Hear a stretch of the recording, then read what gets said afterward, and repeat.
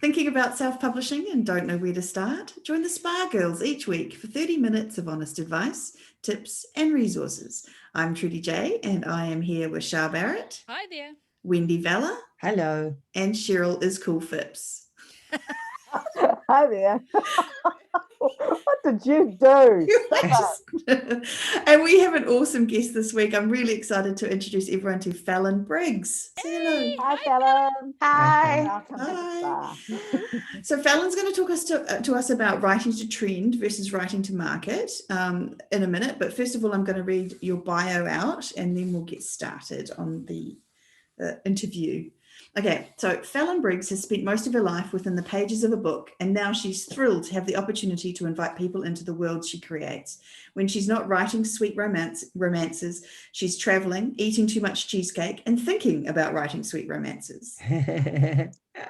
Which sounds awesome. What's your favorite type of cheesecake?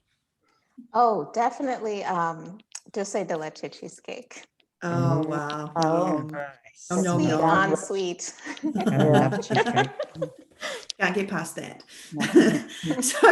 So how did you? So tell us first of all how you got into writing and self-publishing, and then we'll get on to the juicy writing to trend information.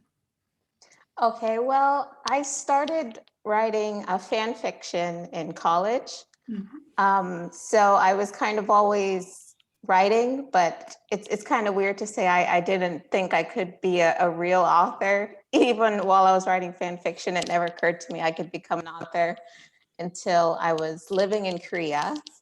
And I lived in this tiny town where there was nothing to do and I just had way too much time on my hands. So I was like, I like writing. I think I'm pretty good at it. Maybe I'll give this a try self-publishing, learn everything and save up some money and just kind of put some books out and see what happens. And, famous last words, as they say.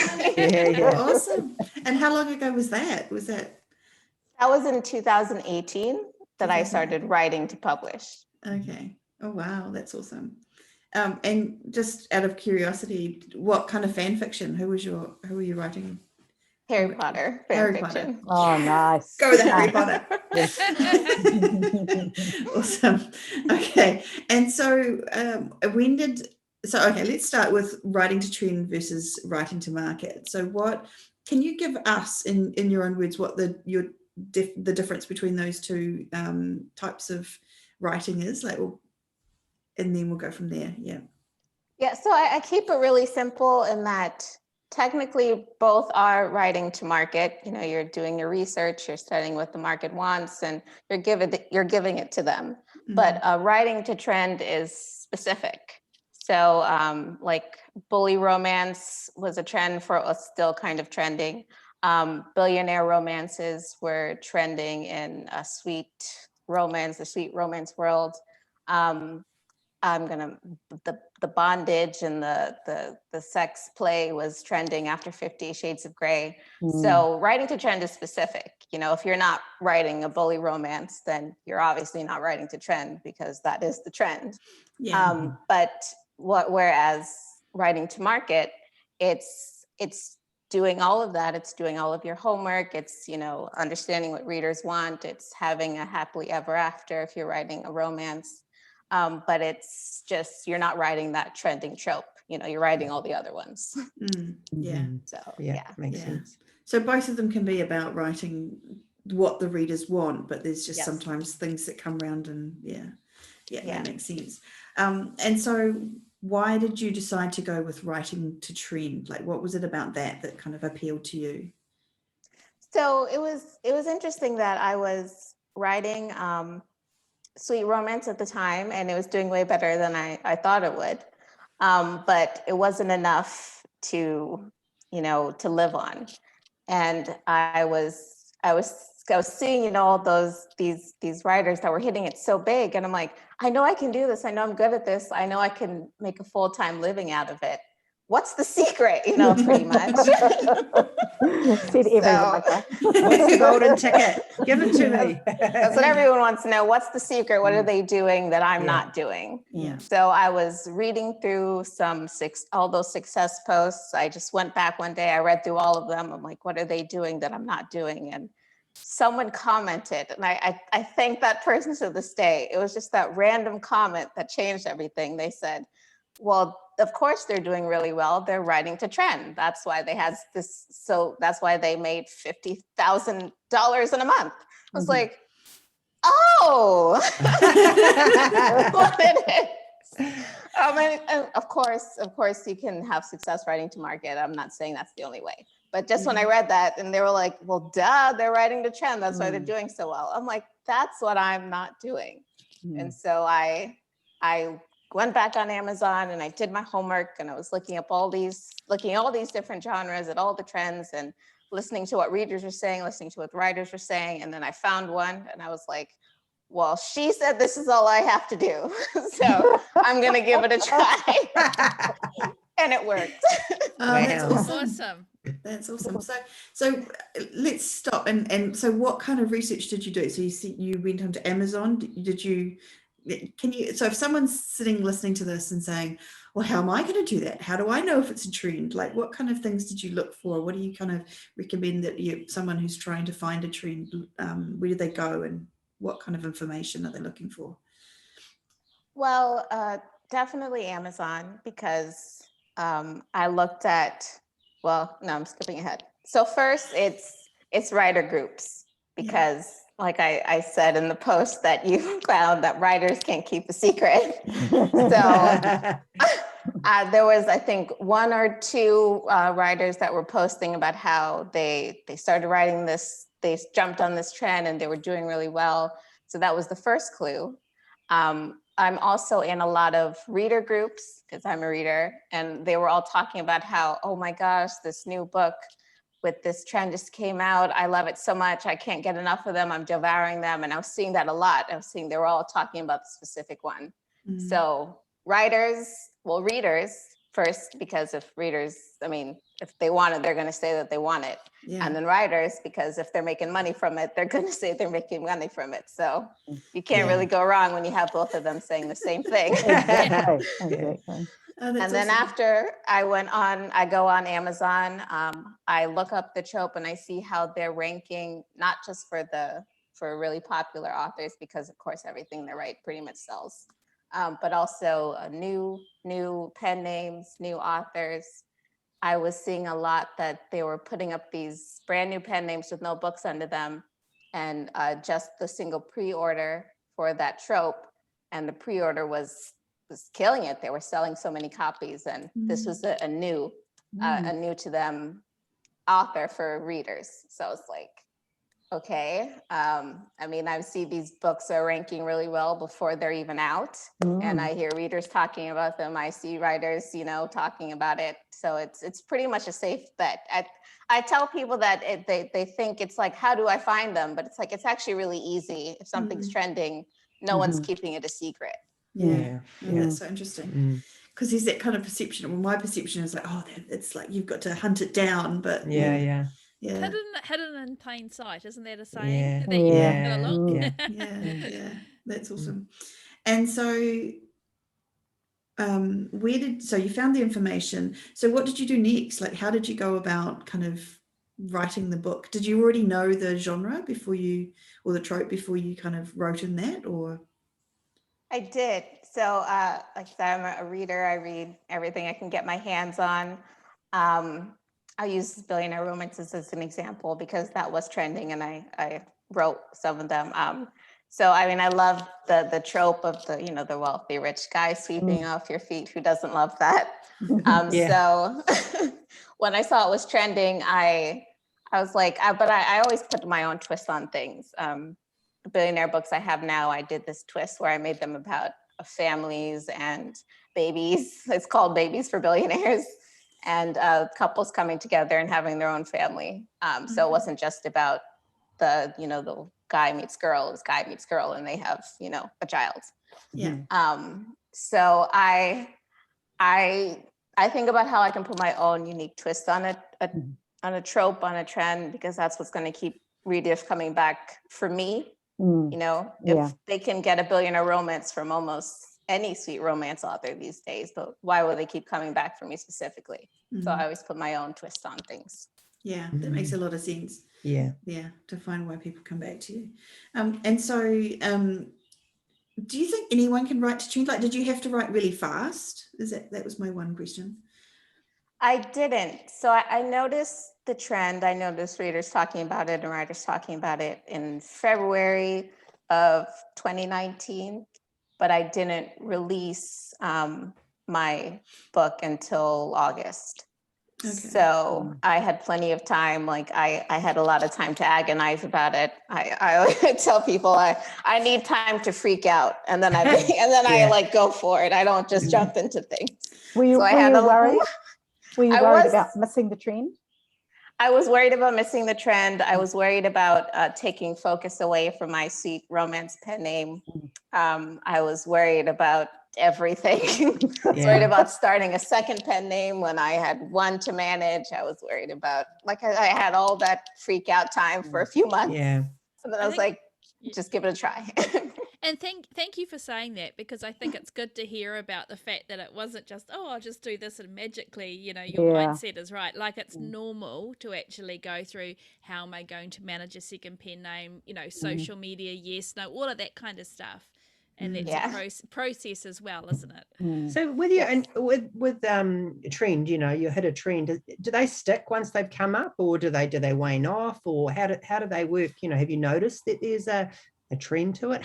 See what I did there? No, but do you know what I'm saying? Like, if you put 6 books out in a trend, and that trend, does it stay there? Have you noticed, or does it drop off? And then do you find another trend? How does that work? So I noticed with mine that I've stayed pretty sticky.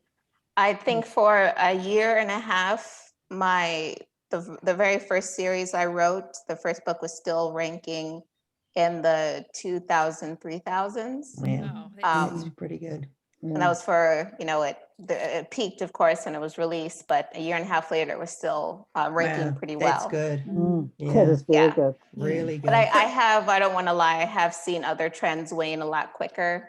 The Paranormal Academy trend was really popular, I think, for like a couple months, and then that kind of went pretty fast. Yeah. And there was a prison trend for about 5 minutes, and that kind of died really quickly. Like, I think that one might have been a manufactured one where they were trying to make it a trend. But those They books were are trying still to make there, it right? happen, and it didn't happen. But they did make a paranormal women's fiction happen. Yeah. So Yeah, you can do it. Yeah, exactly. But that one was more like they were trying to create like a new market, if you know what I mean. Like, that wasn't necessarily a trend so much as and so when you wrote that first book in the 7 months, did you say, between February and August? I can't add that in my head whilst also talking. No, just that many months. Yeah, so there's some months. It took me a month to write the book. Okay. It was just 7 months before it was actually released. Okay. I do write pretty fast, but I agonize very slowly. I was going to say 6 months to freak out, 1 month to actually write it. So did you have how many books? Sorry, did you write them all in that time? Did you put them out really quickly after that, or? I put them up really quickly after I finally decided to go for it. Yeah. So how long are these books, can I ask? The shortest one, 66,000. Okay. The longest one is 80,000. that's So they're quite between there. considerable to do in a month. I'm thinking. No, I'm freaking out. So and then so are you doing other marketing around the books, or is it just you put them up and they're in the right trend, they've got the right covers, and people notice them? Like, how do you get them out there into the readers? So it was actually pretty amazing when I put the first book up for pre-order. I put it up for a 2-month-long pre-order, and I didn't do any advertising for it at all. I didn't talk about it in reader groups. I didn't do anything. I didn't run an ad. And by the time it launched, I had 400 pre-orders. Wow. So it was all, it was all completely organic. How did you find that from a mental pressure perspective, was that a good thing, or was that like, holy cow, I've got 400 people? Like, how did that affect you, or didn't it? Did it or didn't it? It was both. It was like, holy cow, because that was the most pre-orders I'd ever gotten ever. Like all these people, they don't know me. Like they've never read any of my They've got work. no idea. Yeah. They don't know what I'm like. They don't know I like to get crazy with my stories. What if I put this book out and all 400 of them hate it? 400 returns. So And I'm assuming they didn't return it and it was all fine. it was all fine. By the final book in the series, I had over 1,000 pre-orders. Wow. So they Nice. stuck with me to the end. Oh, How- yeah, that's fantastic. how many You books deliver were in them a that good series? story. Oh, sorry. There were 4 books in that series. 4. hmm Okay, awesome.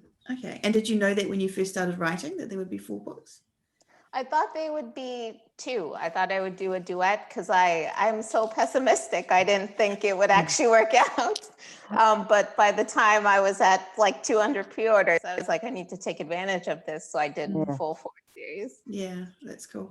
And so have you since written other series under that same pen name? Is that what you do now? Yes, we are up to 4 series now under that pen name and a couple wow. standalones. Okay. Wow. And She is working hard, isn't You she? are Oh working my hard. goodness. you have no life. That is it. I really don't, though. I really don't. I told my friends that between COVID and the writing, I just never go out anymore. And I told my friends they can call me the hermit lady. Yeah. I think, to be fair, that's true of most of us. Honestly, I don't think it's Yeah. just you, Fallyn. Yeah. Oh, that's great. And you obviously, did you connect the 2 pen names at all, or at any point, or can keep them completely separate? I kept them separate because there wouldn't be any crossover. Yeah. I've seen that the sweet and clean romance readers, they like to stay with sweet and clean. Yeah. Yeah. Yeah. Makes Yeah. sense. And are you, sorry, you go, Shu. Well, a big question for me is, do you enjoy it? I do, yes. I tell people it's, I finally found what I'm meant to write. Oh, And it's, Nice. and it's all because I say I thank that woman that wrote that Yeah. comment so much.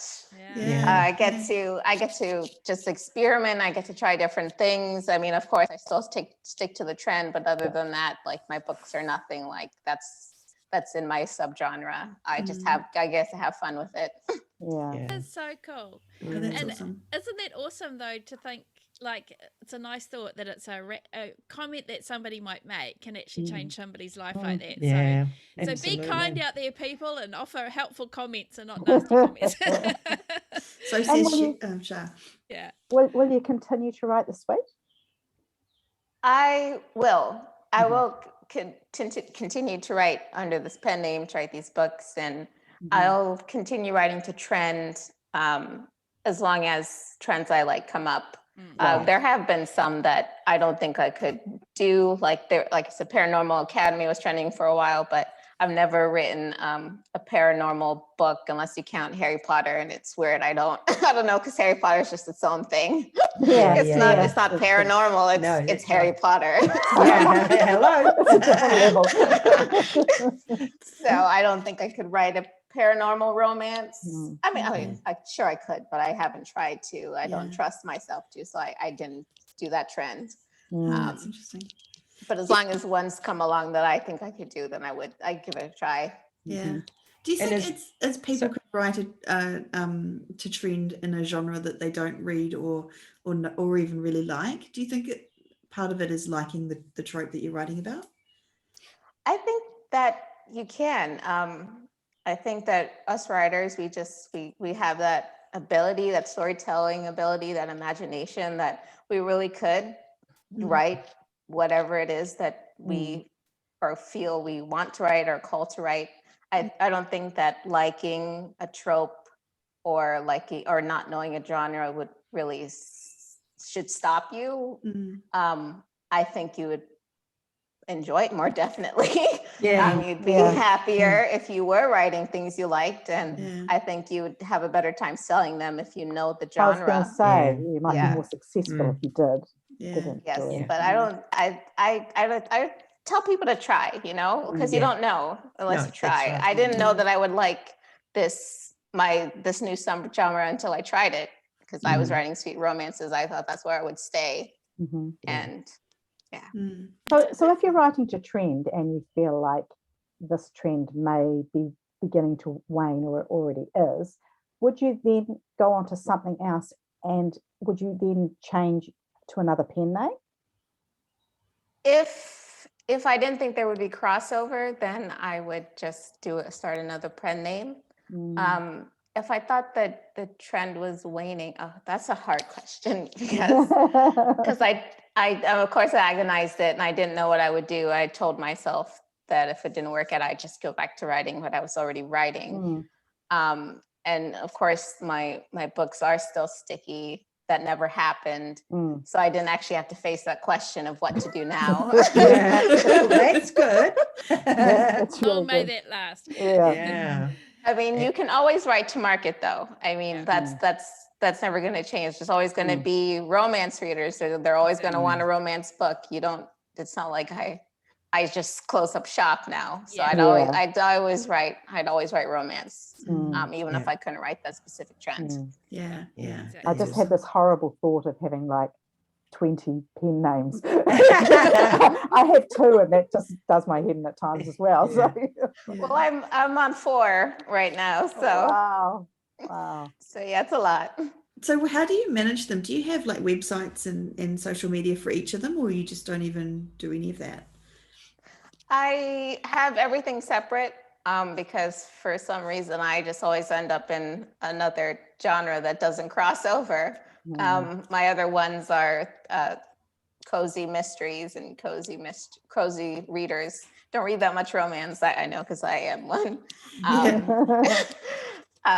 So I keep everything separate, but I've put my focus on the ones that's most successful. So I don't let, because my cozy mysteries don't sell that much, so I don't let that take up too much of my time. Okay.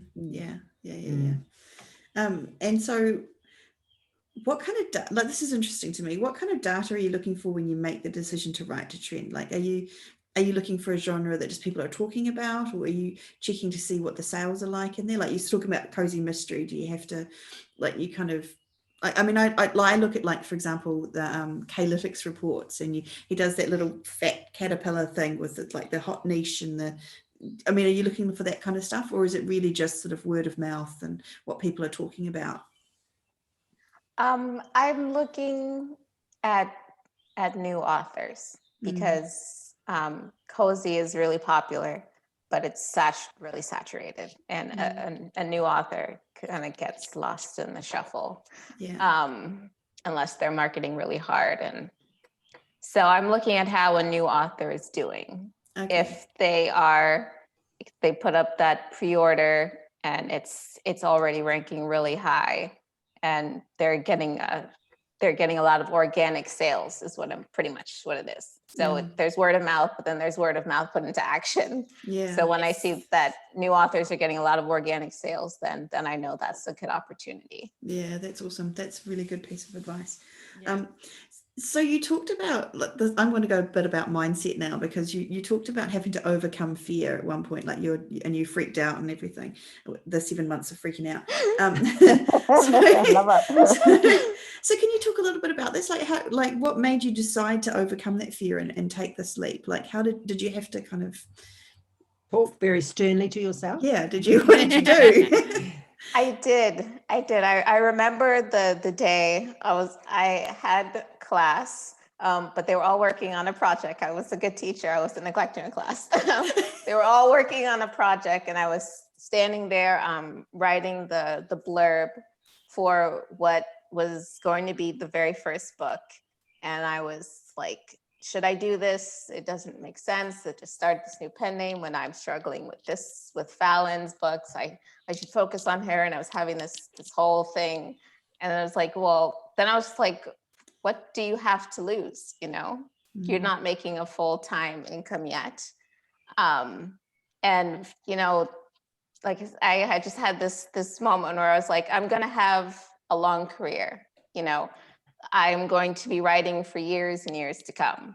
If I want to come back to Fallyn, if I want to keep writing sweet romances, I always have that chance. But right now there's this opportunity to give this a try, to try something new and see if it works. So it's pretty much like, what are you afraid of? You have nothing to lose. Yeah. Wise words. You're very good at the self-talk. Yeah.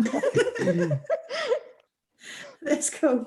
And so have you written anything under the Fallyn pen name for recently, or has it all been the other pen names? I am about to start a new Fallyn book next month, actually. I pretty much these whole 2 years has specifically been about my new pen because it just took off. It was amazing. I put the first book up that month. It made $20,000. So I was my goodness. Well, people are falling off their chairs left, right, and center. yeah. So it's like, well, this is making me $20,000. Yeah. Fallyn's making me $1,000. Yeah. Who's gonna get my attention? You know? Yeah, of course. Fallyn can go on a wee vacation for a couple of years. So the last 2 years have pretty much been focused on building up that backlist and that pen name. And like I said, now I have 4 series and standalone. So now I'm coming back to Fallyn. I'm going to write another sweet romance. I'm really excited about it. I won't give away too much, but Fallyn's getting another book next month. Excellent. Have you started doing marketing on those other books, or is it all just organic sales? On my pen name books? Yeah, on the pen name, yeah. Well, when I started, I was able to get away with very, very low spend. The month that I made $20,000, the first month, I only spent about $300 on ads. So this organic sale was amazing. But now I want to keep my backlist sticky. So I'm pretty sure that I don't have to advertise, which is a crazy thing to say. Yeah. I think I could shut off all my ads. I haven't tried it. I think I could shut off all my ads and be fine. But I want to keep my books sticky. I like that they are still ranking in the 2000s. So I just keep those ads running, keep them sticky. Yeah. And has it consistently been at that level, or has it increased as you've gotten more books in terms of your income? My ad spend has increased, but it's about 7% of my overall profits, gross income. So it's pretty low. It's not crazy. No. That's pretty impressive. Are you doing Facebook, Amazon, or do you have a preference? For ads, I do Amazon. I tried Facebook. I don't understand it yet. So I gave it a try. I saw some sales, but I was like, let me stop until I know what I'm doing. Yeah. So Amazon I have down though. Okay. Fantastic. Yeah, that's awesome. Okay, so let's talk a little bit about your process of the writing. So I think Cher saw somewhere that you'd written 4 books in 1 month. Is that true? Is that something that you managed to do? No, I released 4 books in 1 month. Well, that makes me feel much better. If you're writing 4. I was a little bit sick of it. I wish I could. The most I've written in 1 month is 2. I've written 2 novels in a month. Wow, that's it. Even that. So can you give us a little bit of advice on how you write so fast, like what you do, what like how do you plot, or you're a pantser, or what do you do?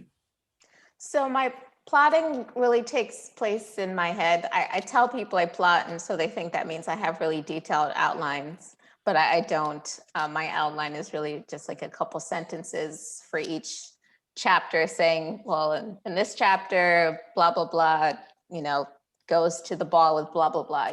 They're very simple, couple sentences. Because all my plotting really happens in my head. Like by the time I sit down to write, I know all the major scenes. I know most of the dialogue. I know where the story's going. So it really all happens in here. I'd like to be Wow, you're impressive. That's awesome. Anyway, so once I sit down to write, I know the story. I know where I'm going. So it all happens pretty fast. Just have to type it out. Okay. Oh, that's awesome. And is it kind of character motivated, or is it have you got the scenes in your head, you said, so you kind of know them? Do you fall in love with your characters like Wendy does? You kind of I have to know my characters. I can't write a word until I have them figured out. So once I know what their tragic backstory is, once I know what motivates them, once I know what is going to attract the female MC to the male MC and vice versa, like once I get why they like each other, then it's all easy from there. So it's really character driven. I can pants some of the action, but I can't pants, the characters. I have to really know them. That's awesome. Can I interrupt with a question? Have you ever done Becca Syme's Strengths for Writers? I haven't, no. Okay. I'm picking that you're an intellection, which is where people think everything in their head first. So it is basically, like you say, pre-plotted, but it's not necessarily written down. You're just the classic. Now, I know I'm going against everything that she says, which is not, labeling people without any proof. But I'm putting money on it. You should, in your spare time, you should really consider doing that. Okay. No, it's fascinating. I just find it fascinating how different processes work for different people, and it's fascinating. So go you. How do you protect your hands with that amount of writing? Like, do you do dictation or hand exercises? I type everything. I tried to dictate, but it slowed me down.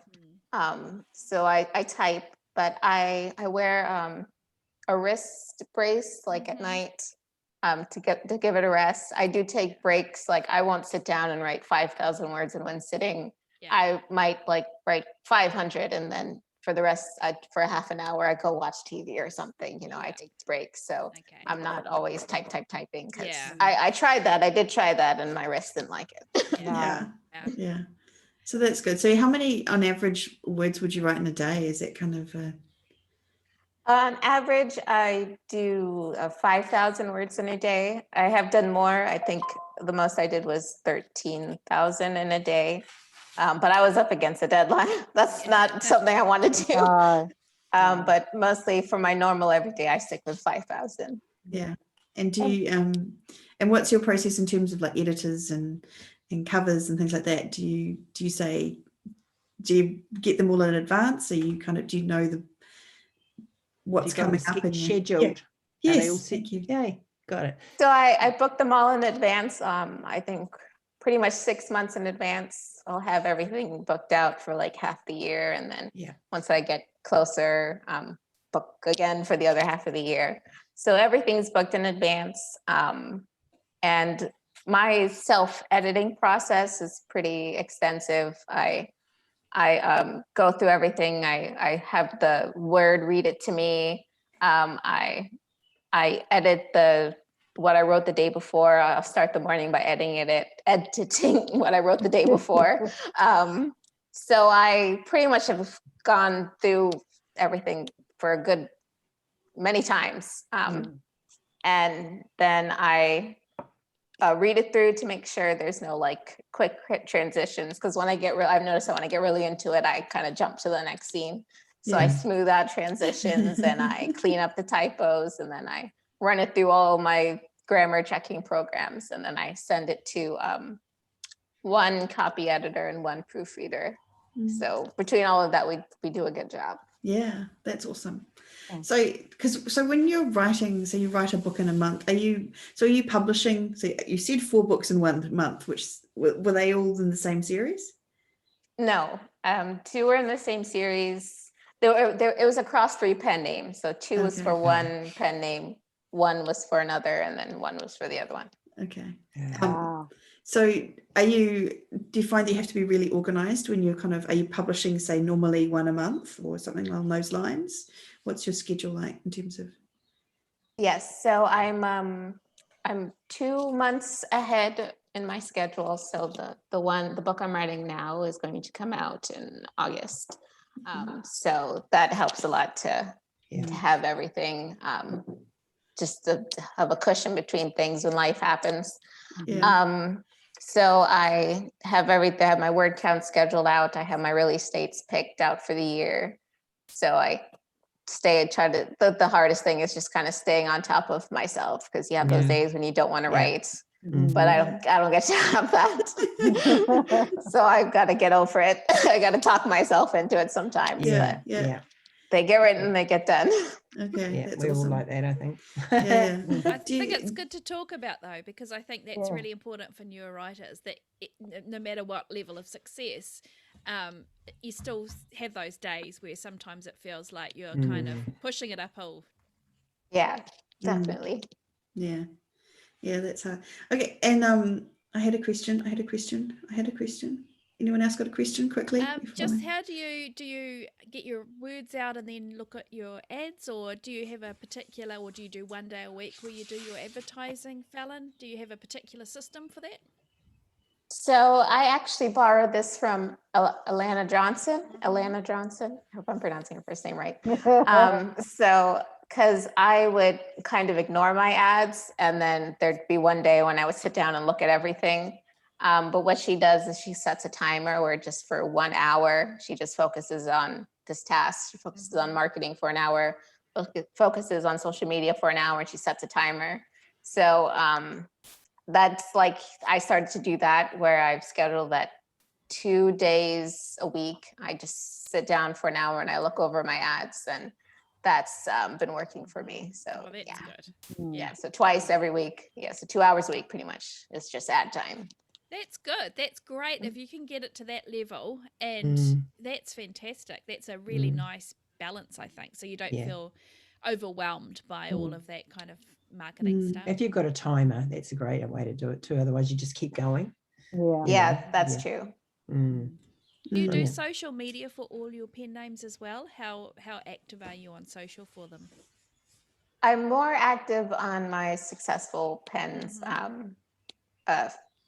Facebook, Instagram. I just started TikTok, but Facebook and Instagram are the big ones. And my Facebook group, I try to get in there and ask a question. I get a lot. I get the most response. This is a good tip that I got from someone else, that people are narcissistic and they want to talk about themselves. So you'll get the most engagement from a post that asks them, what's your favorite trope? What's your pet's name? Asking your readers about themselves, you get a lot of engagement. So I like to do a question post at least 2 or 3 times a week, and I get a lot of my readers talking to me. Yeah, that's so true. That's You really also good. get a feel though from those readers. Is this for your particularly successful pen name?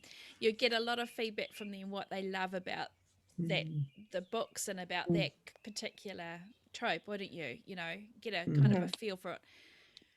They tell me exactly what they want to read. I asked them recently, what's your favorite age group? Do you like to read about YA and teenagers? Do you like 20s, 30s? And I actually got overwhelmingly, they like 20s, which is funny because a lot of my books are set in high school. So it's like, oh, I'm glad you stuck with me then.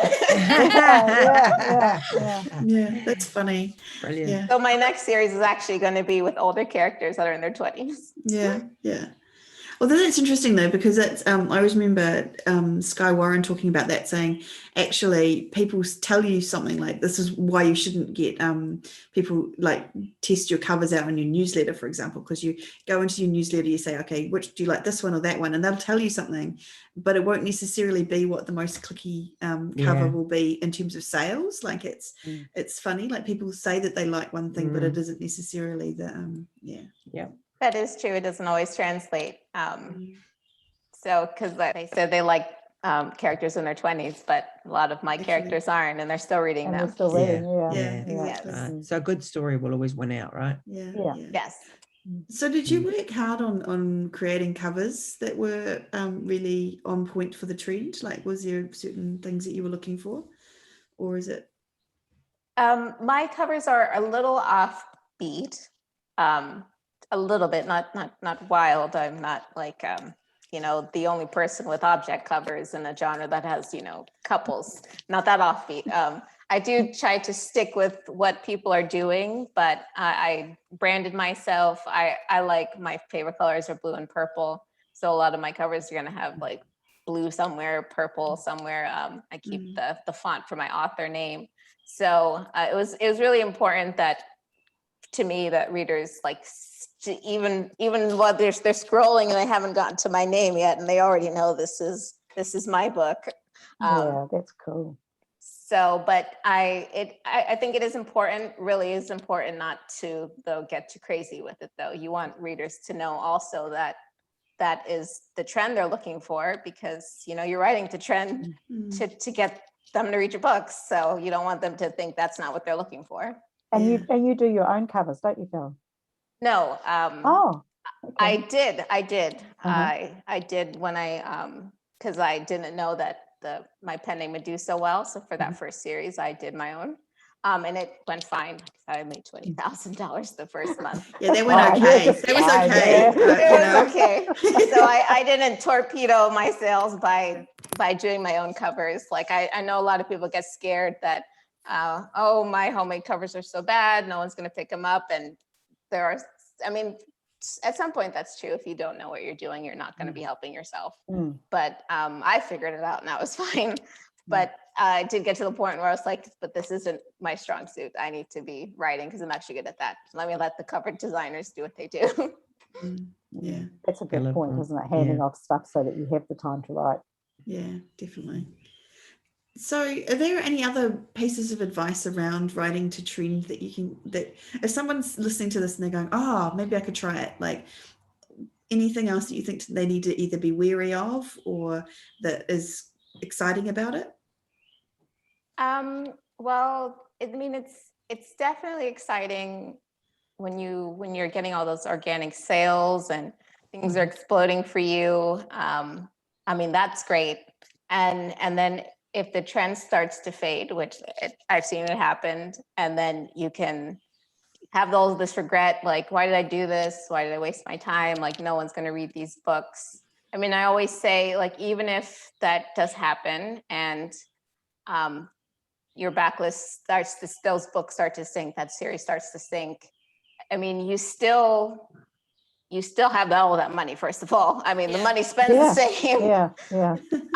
But I mean, if you wrote a series that you're proud of, if you wrote books that you're proud of and you enjoy doing it, then it's never a mistake, you know, not just from the money, but I mean, I have books that aren't selling. My cozy romance, I keep saying romances, my cozy mysteries, they don't sell for love or money, but I loved writing them. I enjoyed doing it. So nothing is ever waste, is what I say, you know, and always out there. And every now and then I do get a reader that picks it up and they love it, and that's worth it to me. So don't agonize about what if the trend wanes and it sinks, and just ask yourself, do you want to write this? Will you enjoy writing it? If you will, then go for it. Yeah. Good words. Love that. It's nice, great positive way of. And I think too, if you're not doing well with a particular genre, then maybe it is time to start something else. If you believe in yourself as an author, then I think it's kind of like an opportunity, really, isn't it? To try something else. And I don't think you have anything to lose if you're not selling anyway. Yeah, exactly. There's nothing to lose. Yeah, so it's looking around. And that's awesome. I just wanted to read, I feel like this might have been a quote from the post that you put up on where we found you, but it was like talking about how, like Veruca Salt, they want it and they want it now. Was that? Was that? And I love that idea, like talking about that's how to describe those people reading in a trend. Yes, you can get some things that start out as trend, and then, like, so for example, reverse harem, that started out as people were just saying it was a trend, and is that, I feel like that's still around, isn't it, people? I feel like that maybe it's become more than a trend. It might be almost a thing. It's settled into its own subgenre at this point. So you'd never know. No, exactly. Right. So you never know. You might be fine. It might be. So I think the morals in terms of me is take risks and don't be scared to put yourself out there and try something a little bit new and a little bit different. Just like Fallyn did. I mean, I don't think this is the career for people that don't want to take risks, because things are going to change. Reader behavior, the market's going to change. Reader behavior is going to change. Readers are going to leave you. New ones are going to come on. Like, things are always going to be shifting. Like, ads are going to get more expensive. a new social media platform is going to pop up, TikTok, things like that. You got to be willing to adapt. So this isn't the career for worrywarts like me, but we make it work. No. Certainly do. I think that's the trouble. Awesome. It's like a lot of writers are like live in their head and are worry what yeah. overthink. At the same time, they're in an industry that requires them to take risks and just to leap out and have some forethought and take some adventure and risk, but we're not really like that. Yeah, You that's know. so funny. Awesome. Yeah. All right. So Awesome. have you got any I mean, I think that's a great place to end. Yeah, I think that was yeah. awesome Yeah. advice, No, that's Fallyn. brilliant. Unless you've got anything else that you want to add, any pieces of wisdom, genius. No pressure. No, that's the big thing. Go for it and don't be scared. Don't talk yourself out of what could be a great opportunity. That's the thing. Like, don't talk yourself out of things that could be good for you. Never do that. Like, that's advice for life, Yeah. That's why I told myself, what's wrong with me? Just go for it. Other writers have had success writing to trend. Why can't I? Always ask yourself that. Why can't I do it? Yeah. Love it. That's I awesome. love that. That's awesome. Bit of self-belief. So if someone wants to find you or read any of your books, where can they find you, Fallyn? Fallyn Briggs on Amazon. I wrote some Billionaire Romances with some cute little babies. So you can find me there. That is my most popular series. So give it a try if you want to see what I mean about me being weird and offbeat. Sounds awesome. Right up my alley. Yeah. Okay, cool. And where can we be found, Shah? And we can be found at spygirlspodcast.com. Awesome. Okay, short and sweet. Thank you so much, Fallyn. It was I've awesome. really enjoyed it. A shot of positivity in the end. Yeah, that's what we needed. And congratulations to you on all your successes. Yes. Thank you. And your positive self-talk. I love that. Yep. That's awesome. Well, thank you all for listening to another episode of the Spa Girls podcast. I hope you enjoyed it, and we will be back again next week. Otherwise, farewell for now. Well, Bye. bye. Bye. Bye.